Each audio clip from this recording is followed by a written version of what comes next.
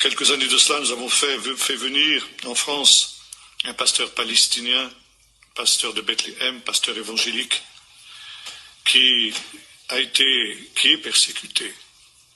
Son église a été plastifiée 14 fois. On lui a tiré 4 fois dessus. Dans sa communauté, des frères et des sœurs ont été massacrés, dont son propre frère, selon la chair, à cause de leur foi en Jésus. Et quand il a terminé cette tournée que nous avons fait faire en France, il était très déçu de ce qu'il a vu des églises françaises.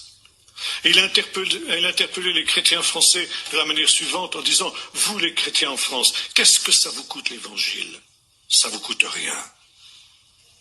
Vous dites « Aujourd'hui je n'irai pas au culte parce qu'il fait trop chaud. » Et le dimanche suivant vous dites « Je n'irai pas au culte parce qu'il fait trop froid. » Et le jour de la réunion de prière vous dites « Je n'irai pas parce que j'ai la leçon de judo du petit. » Et ainsi de suite. Vous ne vous intéressez à l'évangile que quand vous n'avez rien de mieux à faire.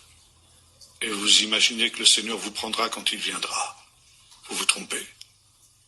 Nous, nos chrétiens, à Bethléem, quand ils vont au culte le matin, le dimanche matin, ils ne sont pas sûrs qu'ils vont rentrer vivants. Ils savent ce que ça coûte l'évangile. Un évangile qui ne vous coûte rien n'est pas le véritable évangile. Un évangile pour lequel vous ne payez aucun prix, pas seulement en argent, mais en consécration, est un évangile de la tiédeur. Et le Seigneur dit, comme il le disait de cette église de Laodicée, je te vomirai de ma bouche.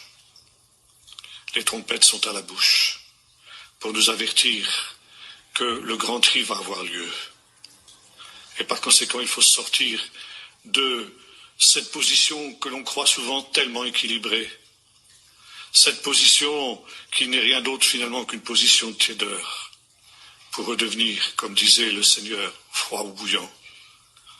Et le Seigneur disait à cette église, comme il le dit, à nos églises d'Occident aujourd'hui, nos églises qui sont enfoncées dans cette apostasie, je me tiens à la porte et je frappe. Si quelqu'un entend ma voix et m'ouvre la porte, j'entrerai.